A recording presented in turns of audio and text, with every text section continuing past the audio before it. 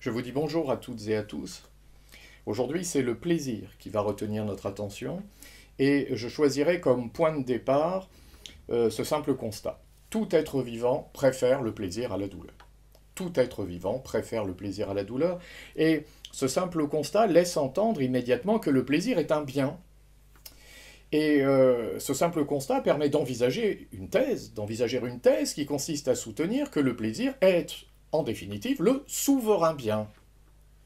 Après tout, une vie pleinement accomplie ne pourrait-elle pas être une vie de plaisir? Alors, cette thèse revient à soutenir que le plaisir suffit à l'accomplissement de sa propre existence. Si j'avais le plaisir, dit celui qui soutient cette thèse, j'aurais tout. Si j'avais le plaisir, j'aurais tout. En d'autres termes encore, cette thèse revient à soutenir que le plaisir se suffisant à lui-même, il est un véritable absolu. Alors, une difficulté surgit aussitôt, et ça, chacun, je crois, le comprendra aisément.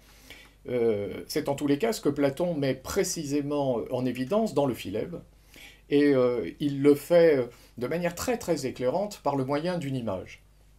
Alors cette image est la suivante.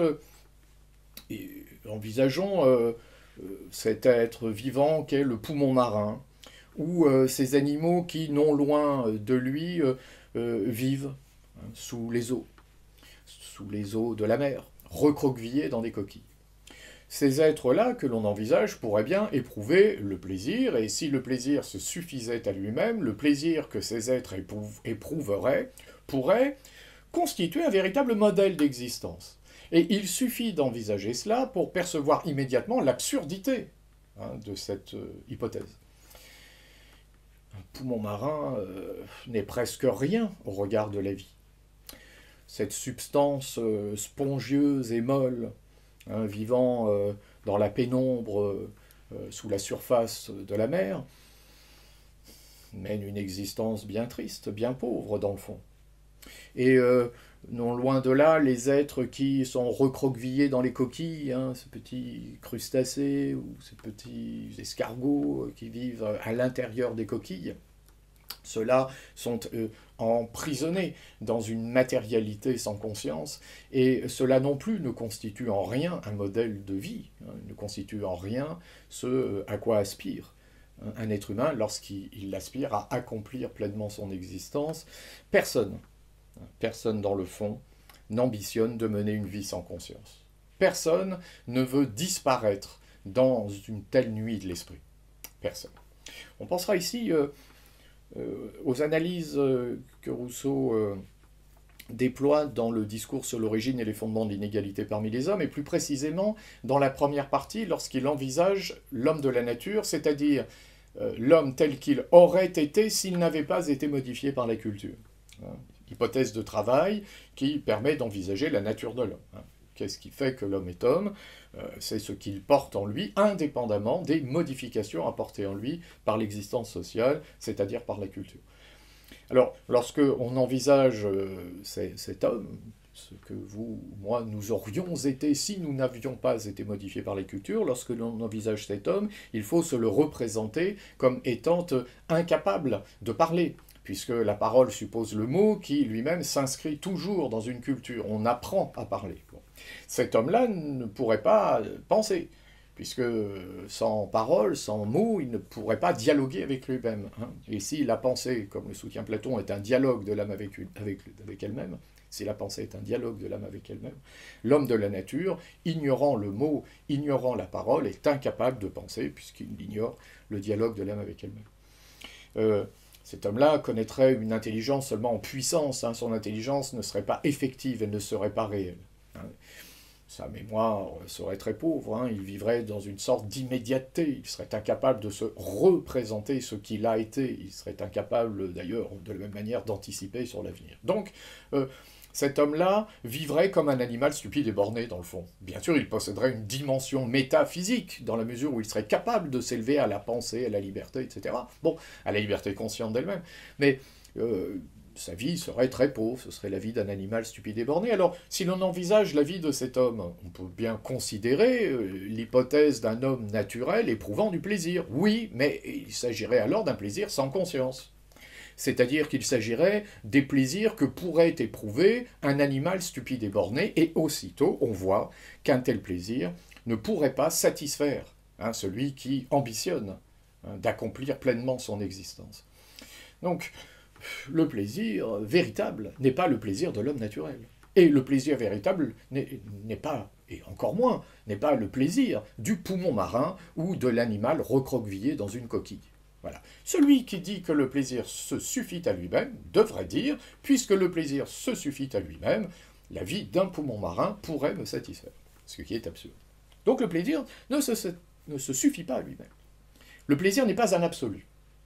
Un plaisir sans conscience n'est jamais un plaisir véritable. Et là, nous obtenons une thèse tout à fait singulière, une thèse qui nous dit que dans le fond, tous les plaisirs sont des plaisirs de l'âme. Alors évidemment, on pensera ici aux jouissances de l'esprit, qui sont des plaisirs de l'âme éprouvés, par exemple, dans la connaissance intellectuelle.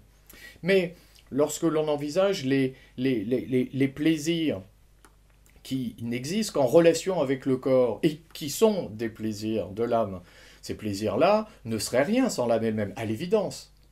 Si je me représente le fait de boire et si j'anticipe sur le fait de me désaltérer qui va arriver, bon, ici, j'éprouve une joie de l'esprit à l'idée de me désaltérer au moment où mon corps connaît la soif ou manque de quelque chose.